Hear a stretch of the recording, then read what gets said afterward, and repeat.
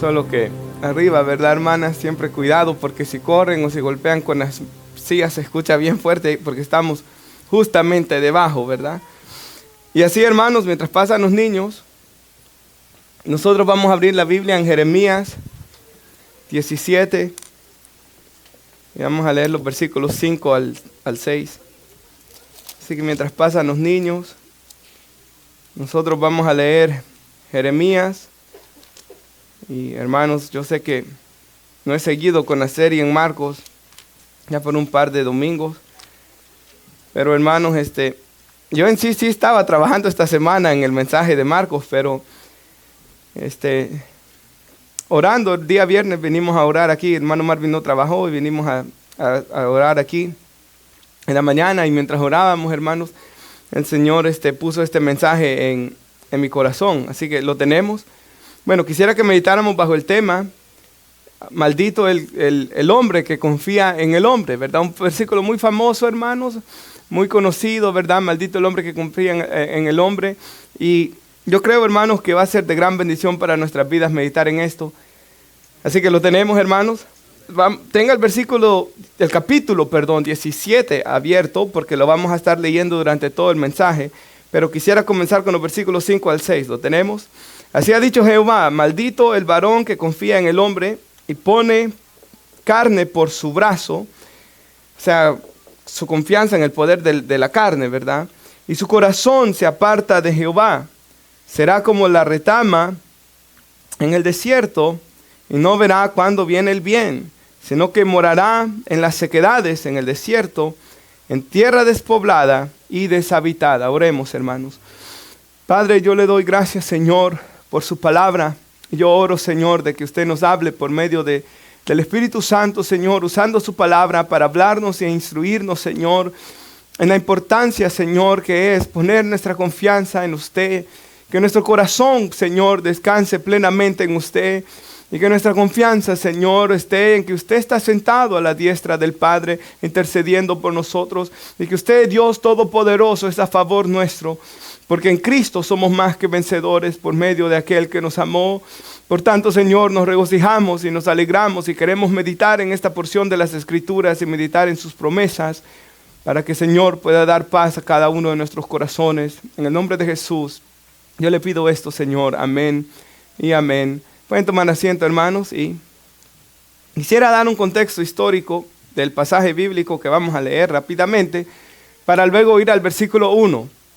Hermanos, usted sabe que el libro de Jeremías fue escrito ya como ese último profeta, hermanos, de Dios, antes de que el pueblo de Judá fuera mandado a un cautiverio, ¿verdad?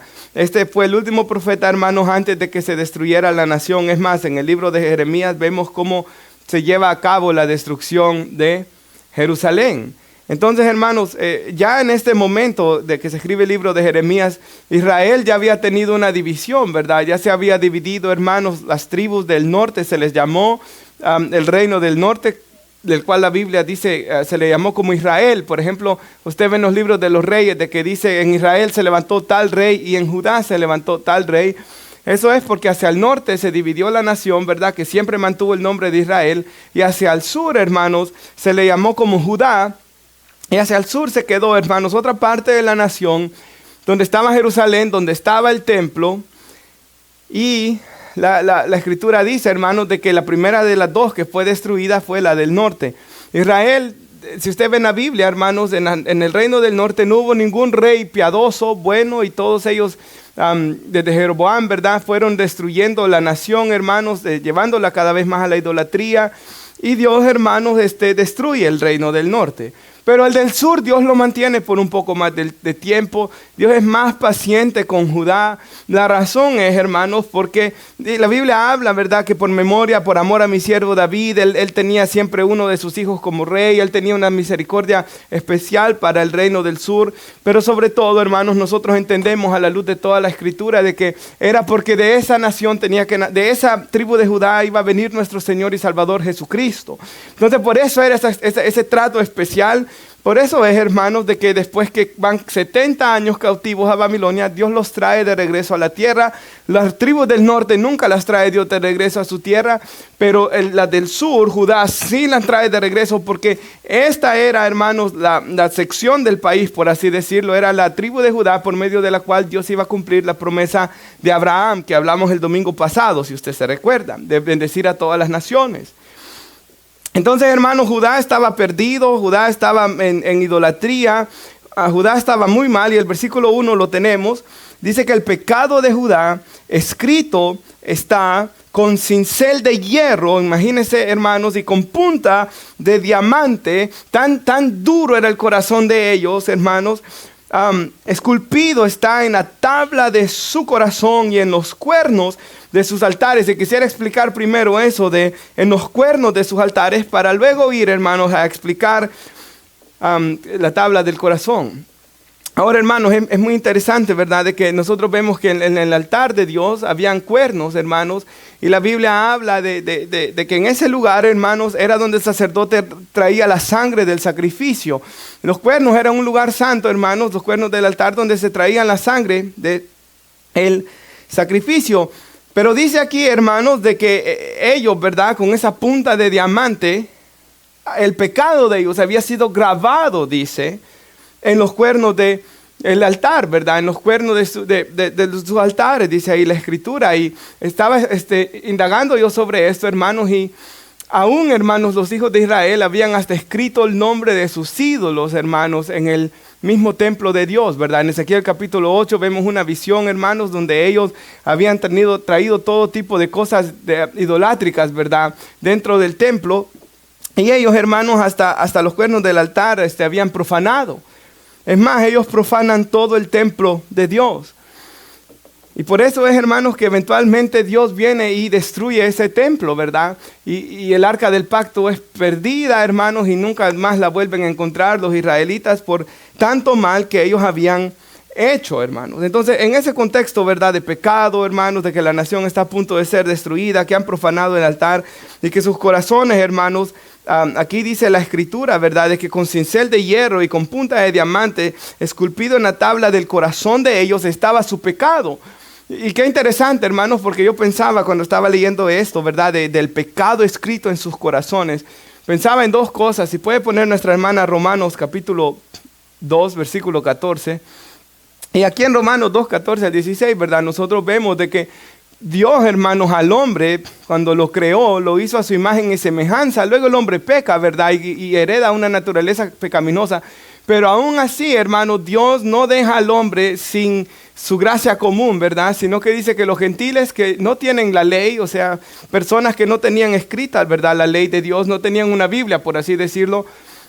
Aún así, ellos hacen por naturaleza lo que es de la ley.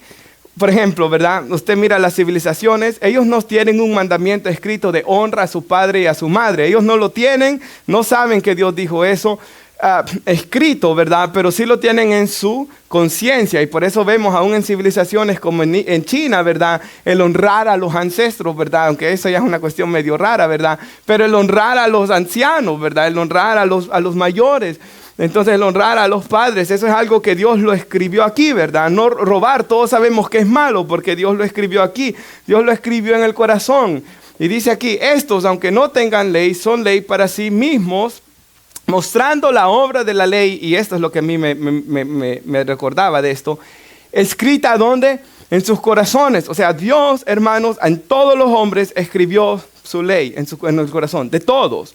Esto es la conciencia, ¿verdad? Dando testimonio su conciencia y dice, acusándolos, manténgalo ahí, o defendiéndoles sus razonamientos. Entonces, cada vez que llegamos a un razonamiento de hacer algo, cada vez que hacemos algo, ¿verdad? Dios escribió, hermanos, en nosotros, y nosotros sabemos que estamos haciendo lo bueno o estamos haciendo lo malo, y eso es, hermanos, lo que va a acusar a las personas en el día del juicio, ¿verdad?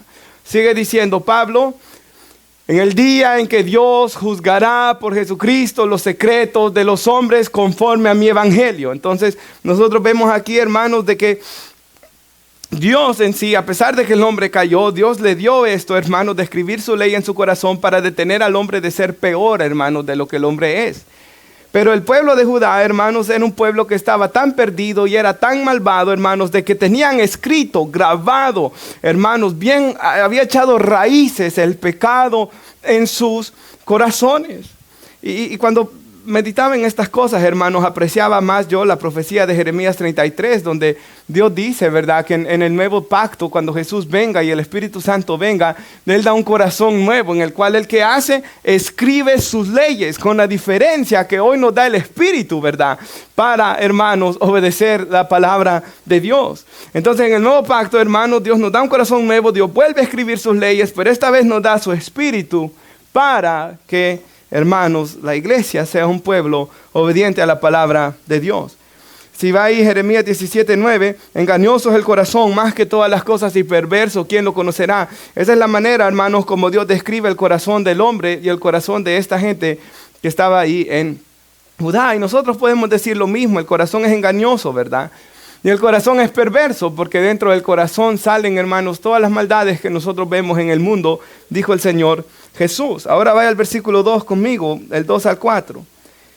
Vemos cómo estaba de perdida la nación, ¿verdad? Una nación con un corazón duro.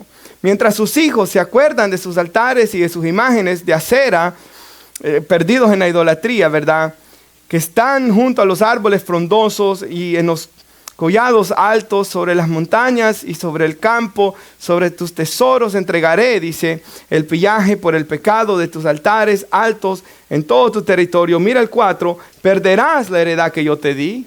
Perdieron, ¿verdad, hermanos? La tierra que Dios les dio. Y te haré servir a tus enemigos, fueron esclavos de sus enemigos, en tierra que no conociste, fueron a caer hasta Babilonia, porque fuego habéis encendido en mi furor que arderá para siempre. Hermanos, ¿cuántas de estas personas fueron condenadas al infierno, verdad? Y el fuego del ardor de la ira de Dios arde contra ellos, hermanos, por los siglos de los siglos. Como dice en Apocalipsis, que el humo de su tormento sube, ¿verdad, hermanos? Por los siglos de los siglos. Entonces vemos a esta gente, hermanos, cómo profanaron el templo. Como usted sabe, ¿verdad? La Biblia nos enseña, hermanos, que el rey Manasés, por ejemplo, fue un rey que promovió, hermanos, hasta sus propios hijos quemó. Hermanos, promovió el culto a Moloch, ¿verdad? ¿Cuántos niños habían sido quemados, hermanos? ¿Cuántas personas, hermanos, habían sido asesinadas? ¿Cuánto soborno había, hermanos? En Ezequiel hay un pasaje de la Biblia que habla de los sacerdotes estaban perversos, los profetas, como vemos en Jeremías, eran un montón de mentirosos, de farsantes que solo les hablaban prosperidad. Entonces la nación estaba muy mal. Y dice el versículo 5, así ha dicho Jehová. Les dice a ellos, ¿verdad? Maldito el varón que confía en el hombre, en el sentido que ellos confiaban en que el rey de ellos los iba a rescatar de Babilonia. Y también vemos, hermanos, en el libro de Jeremías que ellos confiaban en Egipto. Más adelante que están confiando en su alianza política con Egipto, como que esto les va a dar la seguridad, hermanos, contra todo el castigo que Dios traía para ellos. Entonces Dios dice, maldito todo aquel que está confiando en el hombre y pone en carne por su brazo, o sea que confía en el poder de la carne, ¿verdad? En el poder de sus líderes, y su corazón se aparta de Jehová. Aquí podríamos decir también, ¿verdad? Bajo esa misma maldición estaban en los que confiaban en esos falsos profetas, que ellos sabían que les estaban profetizando mentira, porque Dios jamás va a bendecir, hermanos, el pecado y la desobediencia, ¿verdad? Será como la retama en el desierto, esas personas, ¿verdad? Y no verá cuándo viene el bien, sino que morará en las sequedades, en el desierto, en tierra despoblada y deshabitada. Hablando de cómo Dios, hermanos, iba a estar en contra de esas personas. Y, hermanos, la maldición de Dios iba a venir sobre todos aquellos, hermanos, que estaban confiando en sus líderes políticos. Y yo, hermanos, estaba orando esta semana y estaba pensando, hermanos, porque veo, hermanos, tanta gente, ¿verdad?, de los americanos cristianos, de que están posteando tantas cosas, hermanos, confiando, ¿verdad?, en que este nuevo presidente va a cambiar el país, hermanos. Y como yo escribía, ¿verdad?, y esta mañana, hermanos, en mis redes sociales, de que él ya estuvo 4 años en la presidencia y los matrimonios no mejoraron. Todas las personas que yo sabía que estaban en alcohol siguen en alcohol. Los que, ¿verdad, hermanos?, maltratan a sus esposas siguen igual. Los que están perdidos en homosexualismo siguen igual o hasta peor siguen. Porque, hermanos, él no puede cambiar a nadie. La economía no mejoró para nada, ¿verdad, hermanos? Porque él no puede cambiar los corazones de los criminales. Él no puede, hermanos, cambiar ni su propio corazón. Él necesita también, él mismo, venir a Cristo, ¿verdad? Y la nación necesita venir a Cristo, hermanos. Porque hay personas que postean, ¿verdad? Muchos cristianos, ¿verdad? Oramos que sean cristianos, hermanos, pero como que desde que él ganó ya todo va a estar bien. Y no es así, hermanos. Ya estuvo el 4 años y, hermanos, si confiamos que porque él está, ¿verdad?, la gente va a cambiar, hermanos, no va a cambiar. Porque se acuerda cuando Constantino, bueno, y después de Constantino, ¿verdad?, vinieron los edictos de Milán y Tesalónica, pero el de Tesalónica fue donde, hermanos, se le impuso a la gente del Imperio Romano antiguo que aceptara el cristianismo y el cristianismo fue impuesto a ellos. ¿Qué fue lo que hicieron, hermanos? Seguir igual de paganos las personas. Las personas no van a cambiar por un gobernante ni por lo que un gobernante les diga. Las personas necesitan tener un encuentro con nuestro Señor y Salvador Jesús. Y yo le pedí a la hermana que pusiera este pasaje de 2 de Crónicas 7:14, que es muy conocido. El problema es este, hermanos. El problema es que a veces conocemos tantas estas cosas que el problema no es si lo hemos leído, el problema es si lo estamos obedeciendo, ¿verdad, hermanos? Porque de nada me sirve solo ser oidor y no hacedor de la palabra, dice la Escritura. De nada me sirve si yo me puedo de memoria, ¿verdad, hermanos? Si yo no estoy obedeciendo lo que este pasaje está diciendo. Y Dios dice, si se humillare mi pueblo, hablando de cómo el pueblo iba a cambiar, ¿verdad? La nación iba a cambiar, no porque estuvieran confiando, hermanos, en sus reyes, ¿verdad? Si humillare mi pueblo, dice. Y en Estados Unidos el pueblo de Dios es la iglesia, sobre el cual mi nombre es invocado, la iglesia, ¿verdad? Y oraren y buscaren mi rostro. Y se convirtieren de sus malos caminos. Entonces yo iré, manténgalo ahí por favor, hermana, el pasaje, desde los cielos y perdonaré sus pecados y sanaré su tierra. Mire cómo es, hermanos, es hasta que se busca el rostro de Dios, ¿verdad? Era Dios quien iba a cambiar la nación. Si la nación se comprometía verdaderamente a buscar a Dios. Y yo me ponía a pensar, acabamos de describir pecados de esta nación de Judá, ¿verdad? Pero aquí en Estados Unidos, hermanos, ha pasado algo muy similar también, ¿verdad? Hermanos, ¿cuántas mujeres, aún embarazadas, uno las ve con un cigarro, ¿verdad?, en la boca, hermanos, embarazadas? ¿Cuántas mujeres, hermanos, cuántos niños están naciendo con tantas enfermedades hoy en día? Hermanos, usted y yo conocemos personas también, tal vez, ¿verdad?, de que, hermanos, drogados estaban cuando salió embarazada la muchacha. Y luego, hermanos, ahí está hoy un niño con muchos problemas de salud, hermanos, por causa de los pecados de los papás. ¿Cuántas muchachas, verdad, por andar metiéndose con uno y con otro, salen embarazadas de un hombre que ni siquiera se ha comprometido con ellas y luego entregándole su cuerpo a medio mundo y luego lo que van es, matan al niño, verdad, en una clínica por causa de su pecado? Y así se han matado millones de niños en este país, porque no me importa que diga la gente, hermanos, mi hija cuando estaba en el vientre de su madre o mi hijo cuando estaba en el vientre de su madre ya era una persona, él ya estaba ahí, ¿verdad? No importa lo que el diablo diga y estas agendas diabólicas, hermanos, de gente que está más cegada que el mismo diablo, ¿verdad, hermanos? La Biblia es clara en estas cosas. Hermanos, ¿cuántas personas en esta nación también le están robando al gobierno, verdad? Venía a mi mente, hermanos, una imagen que me quedó tan grabada en la mente. Un día varios días fue a trabajar en este lugar en Baltimore, hermanos, donde está lo mero feo, ¿verdad? Donde está lo mero peligroso, hermanos. Y me recuerdo, hermanos, salir para el almuerzo, los 2-3 días que estuve ahí, y ver la calle llena de hombres. Hermanos, eso fue como en octubre, noviembre, llena de hombres en edades, ¿verdad? No estoy hablando de ancianitos, hombres en edades buenas para trabajar ahí todo el día sentados sin hacer nada, viviendo del gobierno, mintiendo. Nosotros sabemos esto. Me recuerdo un compañero del trabajo que, como yo soy cristiano, ¿verdad? Le hablaba que él se tenía que casar y él me decía, no me quiero casar porque reportamos que mi esposa es una madre soltera y así sacamos todos estos beneficios del gobierno.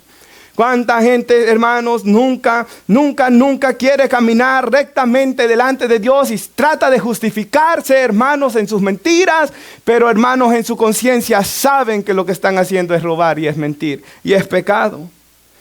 ¿Cuántos ídolos hay también, verdad, hermanos, en esta nación? Y yo creo que el ídolo más grande de esta nación, hermanos, por la cultura americana y por el sueño americano, es el materialismo, verdad, hermanos.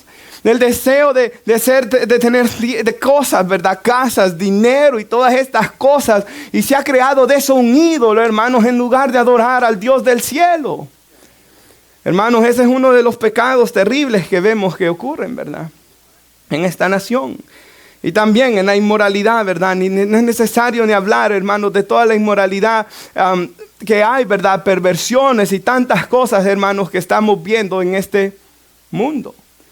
Aparte, hermanos, yo sé, ¿verdad?, de que vemos estas cosas como lo que está ocurriendo, o lo que no sé si todavía siguen, pero lo de los fuegos que han pasado en California, ¿verdad, hermanos? Y todas esas cosas, y uno sabe, porque la Escritura dice, hermanos, que Dios es soberano y que un pájaro, dice la Escritura, no cae del cielo sin que el Dios todopoderoso y soberano lo permita, que ese no es otro más que Dios, ¿verdad, hermanos? Juzgando a uno de los estados más perversos que hay, hermanos, en esta nación. Y qué interesante, ¿verdad? Que podrá ser uno de los estados más perversos, California, ¿verdad? Pero también ahí están algunas de las mejores y más usadas por Dios iglesias de Estados Unidos, hermanos, dando voces. Así como Jeremías estaba dentro de este pueblo perverso, Dios siempre tiene un remanente fiel para predicar la palabra de Dios, ¿verdad? Como hay piedra, como una piedra en el zapato del malvado, ¿verdad, hermanos? La iglesia de Dios está siempre ahí, hermanos, para incomodar al malvado, ¿verdad, hermanos? Para que el liberal, hermanos, por lo menos sea recordado de la verdad que tanto le ofende, ¿verdad, hermanos? Es muy importante eso. Hermanos, me gusta lo que dice John MacArthur. Hay gente que calla la verdad de la palabra de Dios porque no quiere ofenderlos, dice él. Pero a esa gente no le importa ofender a Dios, ¿verdad? A esa gente no le importa ofender a Dios. A esa gente no le importa ofenderlo a uno que cree algo diferente. Por tanto, ¿por qué vamos a callar la verdad de la palabra de Dios? Para hacer sentir bien a personas, hermanos, que siguen un montón de perversiones. De cosas que son perversas y malignas. Ahora, hermanos, el pasaje bíblico que tenía nuestra hermana, 2 de Crónicas 7:14, comienza a hablar: si se humillase mi pueblo sobre el cual mi nombre es invocado. Y algo que yo pensaba, hermanos, es, vemos cómo está de mal la nación de Judá, vemos cómo está de mal este país de Estados Unidos, pero vemos también, hermanos, cómo muchas veces está de mal la iglesia en su búsqueda de Dios, porque lo que yo pensaba es esto, hermanos, en todo mi tiempo de ser cristiano, no he conocido tantos cristianos que de verdad busquen a Dios con sinceridad, hermanos. Por eso es que en la mayoría, en todas las iglesias, mejor dicho, esto no es mayoría, en todas las iglesias, hermanos, siempre vemos un pequeño remanente en las oraciones, un pequeño remanente en los ayunos. Y esto es todavía más duro, hermanos. Vemos poca gente que conoce la Biblia. ¿No es eso horriblemente raro, hermanos? Yo he hablado con personas que, ¿cuánto tiempo tiene de ser cristiano? 20 me dicen, 25, y ahí yo ya sé qué les voy a decir. En sus 25 años de cristiano, ¿cuántas veces ha leído la Biblia? Ahí ya se quedan, ¿verdad? Ahí se fue el orgullo de 25 años. ¿Cuántas veces ha leído la Biblia? Porque si lee 3 capítulos diarios, por lo menos ya la leyó en un año, y usted tiene 25 años. Entonces ahí se acabó ya todo eso, ¿verdad, hermanos? Hermanos, no estamos buscando el rostro del Señor, ¿verdad? Muchas veces como la iglesia cristiana, hermanos. Porque, hermanos, vemos televisión, vemos tantas cosas. Luego uno, hermanos, se da cuenta a veces de personas, hermanos, que, ¿sabe? Esto es increíble, ¿verdad? Hay personas que a veces uno, hermanos, aparentan una cosa, ¿verdad, hermanos? Y luego, hermanos, en el hogar han sido un animal con su esposa, un animal con sus hijos. Hay un hombre, hermanos, que hasta se reía mi papá de mí, porque, hermanos, yo pensaba que ese hombre era una grandísima persona porque tenía cara de San Anselmo, hermanos. Una cara tan angelical que tenía ese hombre, hermanos, ese señor. Y después me di cuenta que hasta preso estuvo por pegarle a la esposa. Entonces a veces eso ocurre, ¿verdad, hermanos? Hay muchas dobles vidas, muchas ocasiones, hermanos, en la congregación, hermanos, y aunque queramos poner cara de San Anselmo ante las personas, Dios sabe, hermanos, que eso no es real. Y Dios aquí nos está llamando, hermanos, a una verdadera búsqueda, ¿verdad? Una verdadera búsqueda de Dios. Hermanos, la Biblia habla en varios pasajes bíblicos. Se puede poner otra vez 2 de Crónicas 7:14, hermana, para volverlo a leer. Pero la Biblia habla en muchos pasajes bíblicos, hermanos, en Joel 2, hasta de proclamen ayuno, dice la Biblia. Proclamen ayuno. Hablando, hermanos, proclamen asamblea, dice, para que se unan y busquen el rostro del Señor. O sea, la Biblia, hermanos, nos enseña que esa es la manera como las cosas van a cambiar. Aquí Dios está hablando, hermanos, a Salomón, ¿verdad? Y le dice, si se humillara mi pueblo, sobre el cual mi nombre es invocado. Y mire, oraren, buscaren mi rostro. La Biblia habla de buscar el rostro del Señor, hermanos. Y siempre en la Biblia que vemos a alguien buscar el rostro del Señor, está hablando de un apartarse, hermanos, para estar en la presencia de Dios. Y eso, hermanos, es una práctica tan importante para el cristiano. Y yo, hermanos, yo oro esto por mis hijos. Lo he orado en varias ocasiones. Yo oro que ellos aprendan, que Dios ponga el querer como el hacer, ¿verdad? Por su buena voluntad. Que ellos aprendan a tener un tiempo diario con Dios. Yo quiero que ellos aprendan eso. Que aprendan a leer la Biblia y aprendan a orar todos los días. Aunque sea media hora de cada media hora orando, media hora leyendo la Biblia. Como un mínimo. Pero que aprendan eso, porque, hermanos, de eso es de que va a depender todas las demás cosas que ellos hagan. Que ellos busquen primeramente el reino de Dios y su justicia. Pero, hermanos, hoy esas prácticas han sido olvidadas, ¿verdad? De orar, de leer la Biblia. Y yo lo he escuchado esto muchas veces, ¿verdad, hermanos? Pero esto no puede ser así, de que solo aquí en la iglesia oramos, ¿verdad? Hermanos, no debe ser eso así. No debe ser eso así, hermanos. Si puede poner nuestra hermana 1 de Timoteo 2, 1 al 5. Solo en la iglesia oramos. Y yo recuerdo una vez, estaba en una iglesia, hermanos, de como 800 personas, de grande. Y fue un día un servicio de oración. Y, hermanos, en una de esas que levanto mi cabeza, ¿verdad? Yo estaba arrodillado. No solo que para ser 800 personas en la iglesia habían pocos en la oración, pero me remató todavía más que los que estaban sentados. Sentados. Hermanos, ni siquiera estaban orando cuando estaban en la iglesia. Si no oran ni cantan cuando están en la iglesia, ¿cómo serán cuando no están en la iglesia, hermanos? 1 de Timoteo 2, 1 al 5. Exhorto ante todo, ¿verdad? A que se hagan rogativas, oraciones y peticiones. Y quisiera parar ahí un segundo. Rogativas, peticiones y oraciones. Ahora, ¿se recuerdan una vez que yo prediqué solo en este pasaje bíblico, hermanos? Y yo explicaba que la palabra griega para rogativas, la palabra griega significa carecer o estar sin. O sea, cuando dice rogar aquí la escritura, está hablando de que estamos orando por personas que carecen de algo o que están sin. Y nosotros entendemos, ¿verdad?, a la luz de la Biblia, que está hablando de personas que están sin Dios aquí. Es más, en el contexto habla que Dios quiere que todos sean salvos y vengan al conocimiento de la verdad. Entonces la palabra de Dios aquí en 1 de Timoteo 2 está hablando que oremos por aquellos que están sin Dios. Rogativas, oraciones, y quisiera concentrarme en peticiones. Y cuando estudiábamos esto de peticiones, yo les decía, ¿verdad?, de que esta palabra, ¿verdad?, viene de una raíz griega que significa acercarse en intimidad. Eso significa peticiones, acercarse en intimidad. Como que yo me acerque a alguien en voz suave y le pida algo. Y la palabra es usada, hermanos, esta palabra, peticiones aquí, es usada 2 veces en la Biblia y es muy interesante en los lugares donde es usada. Y uno de los pasajes bíblicos que es usada esta palabra peticiones, en griego, ¿verdad? Aunque en español se traduce diferente, pero la palabra griega aquí usada es en Romanos 8:26, donde dice que nosotros no podemos, no sabemos ni podemos pedir como conviene. Pero el Espíritu nos ayuda en nuestra debilidad, pues intercede, esa es la palabra, por nosotros con gemidos indecibles. Entonces, mire, hermanos, que lo que la Biblia nos está pidiendo hacer nosotros aquí es algo que la Biblia dice que el Espíritu Santo hace también. Él intercede por nosotros. Cuando nosotros estamos orando, hermanos, el Espíritu Santo de una manera íntima en nuestro corazón nos está ayudando a orar con gemidos indecibles. Y esa es la parte, hermanos, que a mí me tocaba de esto. Porque una vez estaba viendo un video que estaba el hermano John Piper en una iglesia. Y estaba el hermano John Piper y estaba el pastor de esa iglesia. Y el pastor comenzó a hacer lo que yo he hecho este día.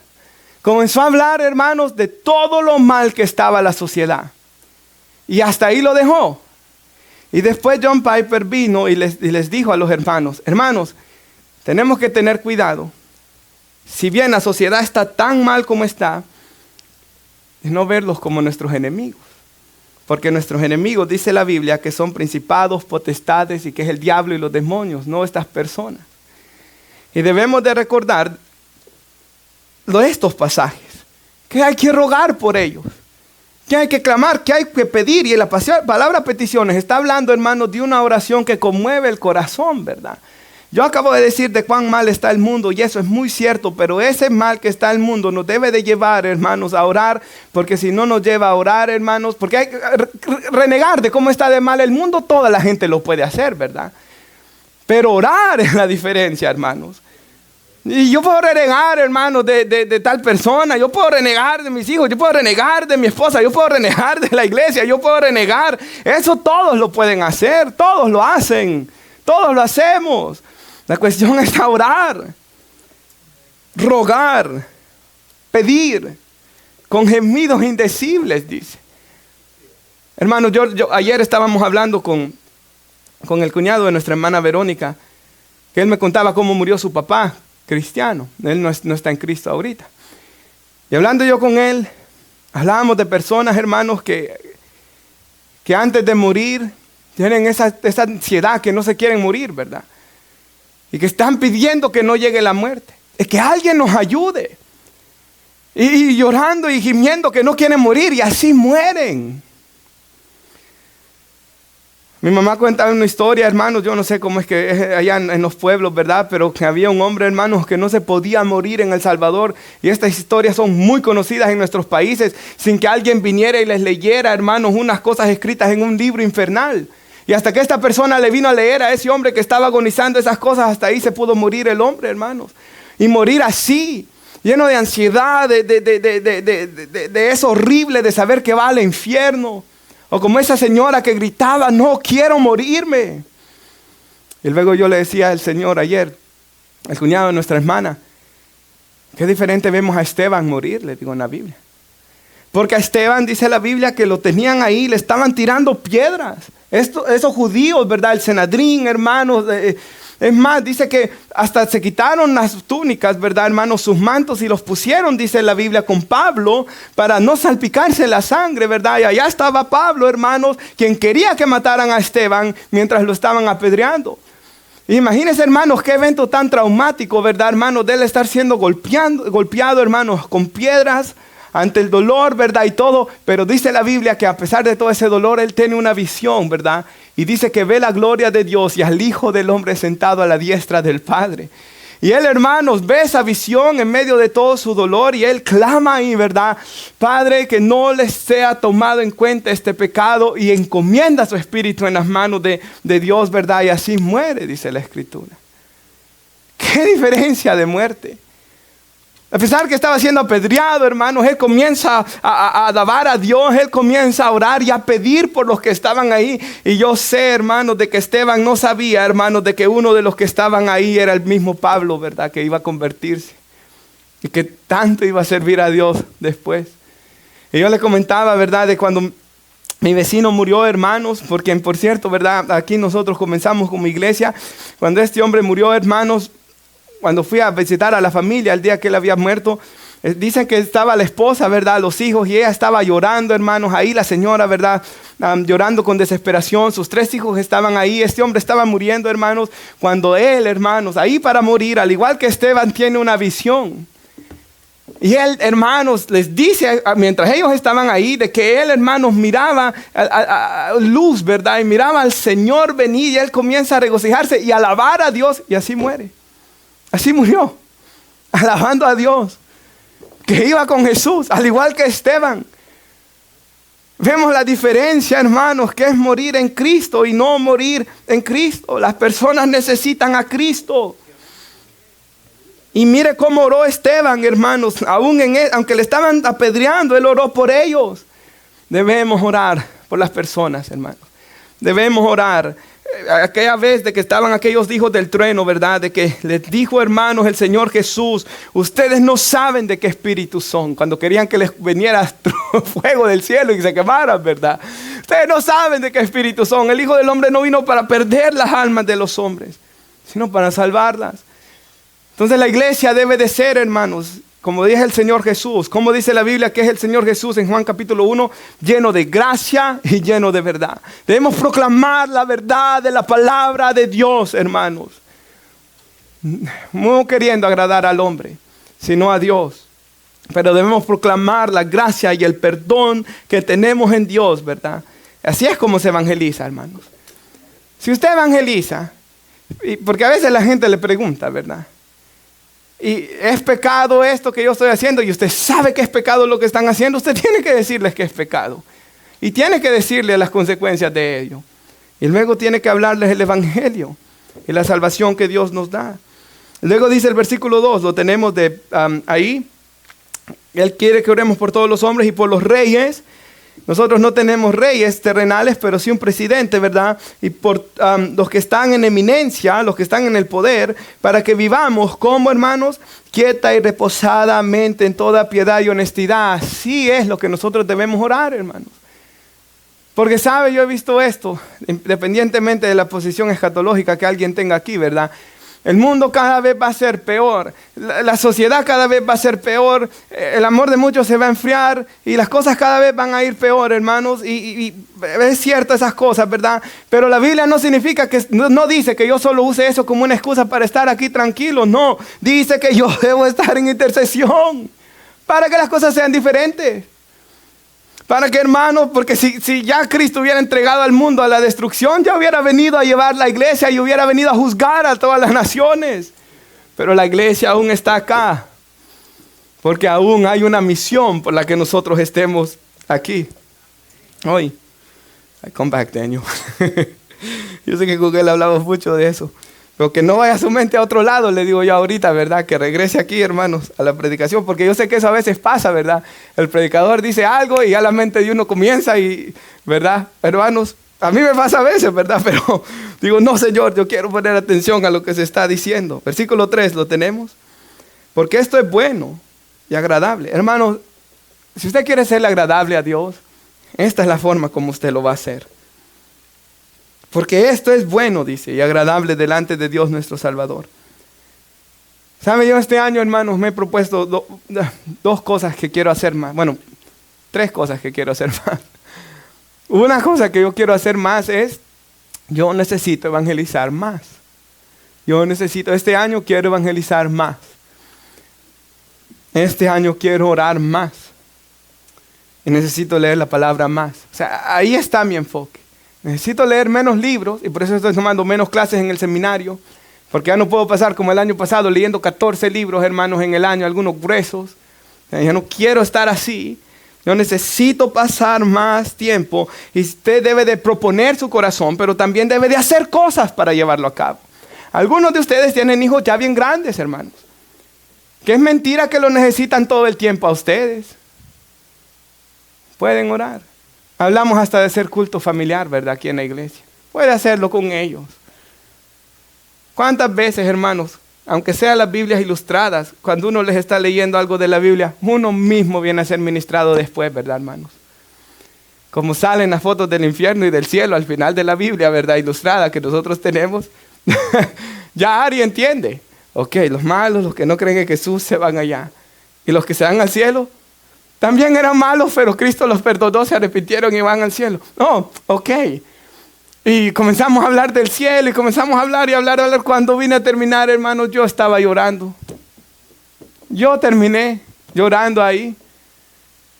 Porque ella me dijo, te voy a extrañar cuando te vayas al cielo, papá. Voy a orar que te mueras cuando estés muy viejito.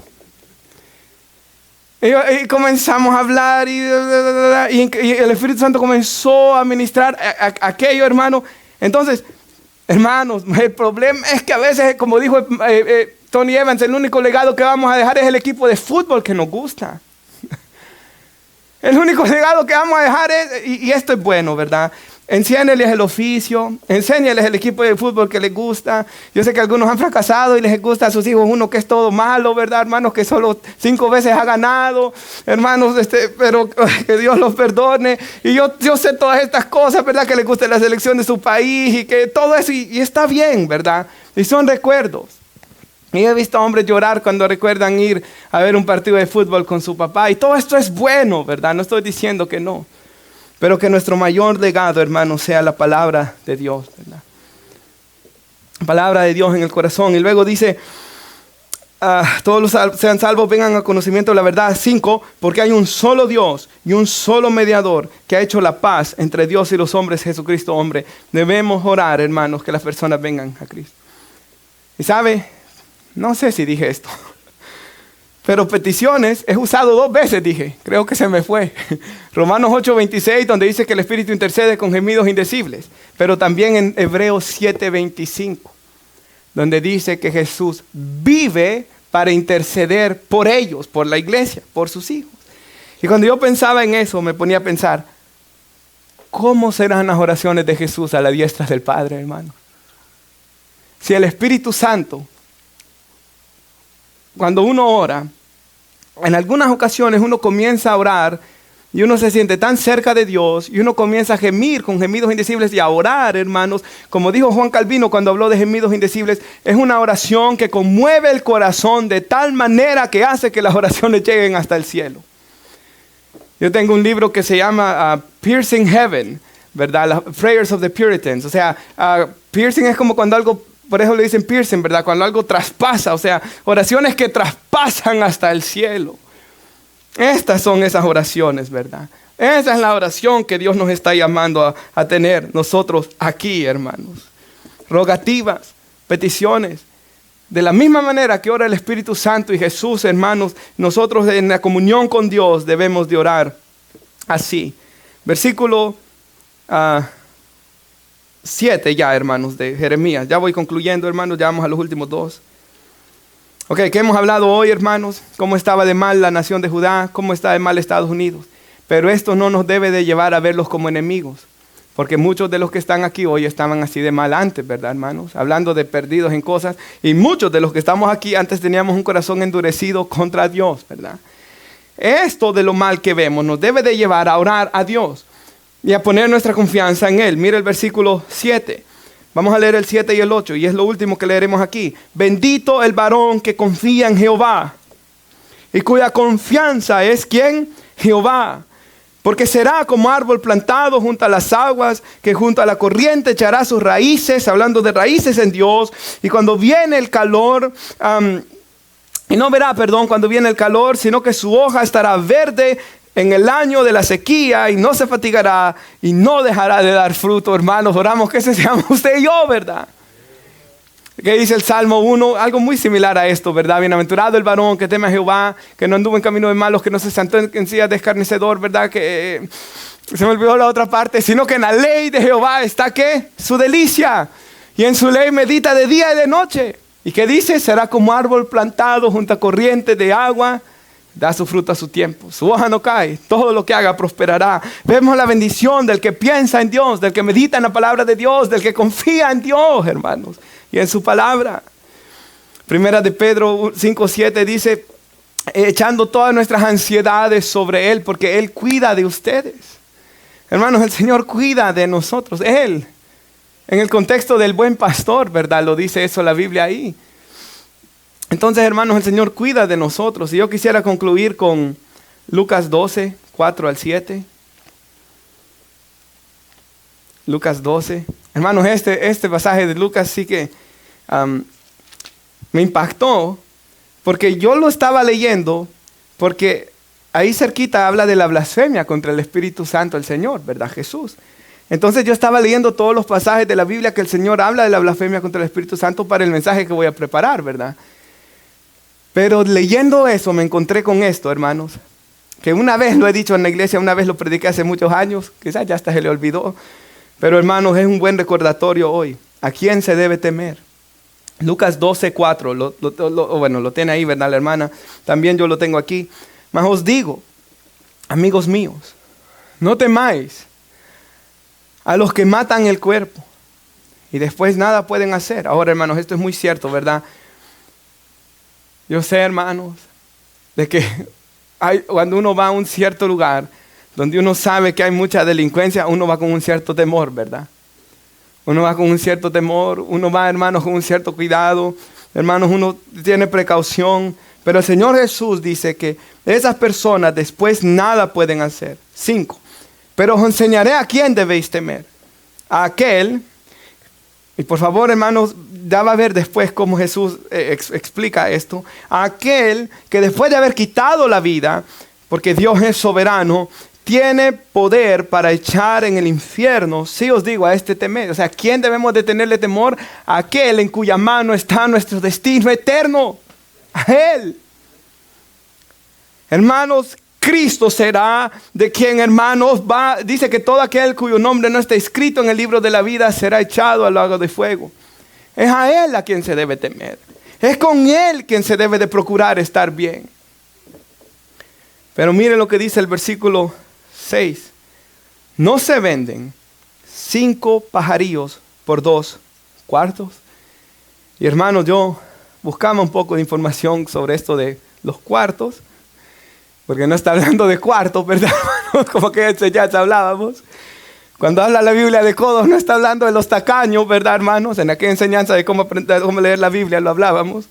Está hablando de una medida, así que un cuarto era un 16 del denario. El denario era el salario de un día de trabajo de un obrero. Y acá, hermanos, un cuarto era un 16 de ese denario. O sea, lo que Jesús está diciendo acá es que se venden 5 pajarillos por eso. Hablando que los pajarillos no son tan caros. Es más, la Biblia dice aún que cuando alguien traía sacrificio a Dios y era una persona que era extremadamente pobre, no podía traer una oveja, no podía tener un becerro, lo que traía era ¿qué? Pájaros. Vemos que cuando María fue al templo y Jesús fue circuncidado al 8º día, dice la Biblia en un detalle muy interesante que Stephanie un día me decía, es ¿qué es la ofrenda que ella trae? Sino los pájaros. Hablando de la pobreza, hermanos, en la familia en la que el Señor Jesús nació. Entonces esto de traer los pajarillos era para pobres, ¿verdad? Y por eso se vendían 5 por 2 cuartos. Y mire lo que dice Jesús. Con todo, ni uno de ellos está olvidado delante de Dios, aunque valían tan poco a los ojos de los hombres. Ni uno de ellos estaba olvidado. Y por eso Jesús les dice, pues aún los cabellos de vuestras cabezas están contados. No teman. Jesús les está diciendo, ya teman. Si quieren temer a alguien, témanle a Dios. Pero Dios aún de los pajarillos tiene cuidado. Y si ustedes están en mí, si ustedes están en Cristo, no teman. Porque Dios es por nosotros, ¿quién contra nosotros? El que no escatimó a su propio Hijo, sino que lo entregó por nosotros, ¿cómo no nos dará con Él todas las cosas? ¿Quién acusará a los escogidos de Dios si Jesús justifica? ¿Quién nos condenará si Cristo murió? Él resucitó, Él está sentado a la diestra del Padre, Él desde allá intercede por nosotros. ¿Quién nos separará del amor de Cristo? Y Pablo habla de tribulaciones, de peligros, pero luego él dice, por lo cual estoy seguro, que dice que somos más que vencedores por medio de aquel que nos amó, por lo cual estoy seguro, dice él, que ni la muerte, ni la vida, ni ángeles, ni principados, ni potestades, ni lo presente, ni lo porvenir, ni ninguna cosa creada me podrá separar del amor de Dios que es en Cristo Jesús, Señor nuestro. Piensen en eso. Nada me podrá separar de su amor, dice la Escritura. Nada me podrá separar de su cuidado. Aún los cabellos de mi cabeza Él tiene contados. Él me compró con su sangre, por precio fueron comprados, dice la Escritura. Él nos dio el espíritu de adopción, por el cual nos ha adoptado como sus hijos y clamamos, Abba, Padre. Hermanos, Él es por nosotros. Cuando entiendo estas cosas, y cuando entiendo que bendito es aquel cuya confianza es Jehová, bendito es aquel que confía en Dios y podríamos aplicarlo a nuestras vidas, bendito es aquel que está en Cristo, ¿verdad? Y podríamos aplicarlo a nuestras vidas. Los jóvenes que están aquí, que yo sé que hay bastantes, ¿verdad? De 18 años, que tienen toda su vida por delante y pueden llenarse de temor y de aflicciones. ¿Dónde debe estar su confianza? En Él. La lectura. Si busco el reino de Dios y su justicia, Él va a traerlo todo añadido, ¿verdad? Nuestra confianza, hermanos, como pueblo, ¿verdad? Inmigrante en este país, ante todas las cosas que se están escuchando en la televisión, hermanos, en las noticias, en las redes sociales. Si usted solo pasa mirando esas cosas, hermanos, y no lee la Biblia, hermanos, va a estar todo frustrado, perturbado, paranoico. Y como hay gente que hasta loca se está volviendo, que no puede ni dormir, ¿verdad? Pero, hermanos, por eso dice la Biblia, Filipenses 4:6, por nada estén afanados. Antes bien sean conocidas todas sus peticiones delante de Dios, con ruegos, súplicas, acciones de gracia. Y la paz de Dios, que sobrepasa todo entendimiento, guardará su corazón. Si oramos, la paz de Dios va a guardar nuestro corazón, hermano. Si confío en Dios, voy a ser diferente a este mundo. Por lo demás, hermanos, todo lo bueno, todo lo justo, todo lo verdadero, si hay virtud alguna, si hay algo digno de alabanza, ¿en esto qué? Pensad. Hermano, deje de solo pensar en la televisión, en las noticias, en las cosas malas que estamos viendo. Si yo creo en esto, sé que Dios está en control de mi vida, hermanos. Y ahí murió todo. Ahí murió todo, toda ansiedad, toda preocupación. Ahí murió todas esas cosas, ¿verdad? Dios, hasta mi cabello los tiene contados. Él está en control de mí. Él, hermanos, me ha hecho su hijo y Él tiene un plan para mí. Y Él hará que todo obre para bien. Y lo que sea que pase, Él está en control. Y si Él permite una dificultad es porque Él sabe que esto va a obrar para bien. Pero si Él también trae bendiciones, hermanos, y da abundancia de su gracia como Él siempre hace, alabado sea Él también. Porque es en Cristo Jesús, ¿verdad? Es en Dios, hermanos, que está nuestra confianza, no en el hombre, ¿verdad? Por tanto, bendito es todo aquel que confía en Jehová. Y oramos. Padre, damos gracias, Señor. Porque, Señor, nosotros no confiábamos en usted antes. Y estábamos llenos de aflicción cuando mirábamos al futuro. Y cuando pensábamos, Señor, en mi caso, Señor, como inmigrante en este país, que pensaba en no tener absolutamente nada, Señor, ningún estatus legal, no tenía nada. Yo recuerdo muchas veces llenarme de preocupación al pensar en el futuro. Al pensar, Señor, en no tener un seguro social, al pensar, Señor, en qué voy a hacer, cómo voy a trabajar, nunca voy a salir adelante. Siempre voy a tener que hacer este tipo de trabajo porque no tengo forma como salir adelante. Y, Señor, yo sé que muchas aflicciones, muchos temores. Ahorita, Señor, yo sé que es un tiempo de temor para el pueblo hispano en este país, Señor. Yo sé que muchos de mis hermanos acá presentes, posiblemente hay temor en sus corazones. Pero que este mensaje de hoy llegue a su corazón. Usted dice, Señor, de que aún los paros, Señor, aún de ellos, Señor, usted tiene cuidado. ¿Cuánto no más de nosotros? Que, Señor, hemos sido comprados no con dinero, no con denarios, no con 2 cuartos, Señor. Hemos sido comprados con la sangre preciosa de nuestro glorioso Señor y Salvador. Señor, si creemos esto, Señor, va a haber confianza en nuestro corazón. Si creemos esto, Señor, va a haber paz en nuestro corazón. Si creemos, Señor, en su palabra, porque sin fe es imposible agradarle, Señor. Oh, amado Salvador, cada uno de mis hermanos va a dormir en paz esta noche. Cada una de mis hermanas van a tener paz, Señor. Padre, yo oro y clamamos, Señor, a favor de cada familia en este lugar. Clamamos a favor de cada persona en este lugar. Y usted, Señor, tenga misericordia de los que estamos acá. Y Señor, nosotros estamos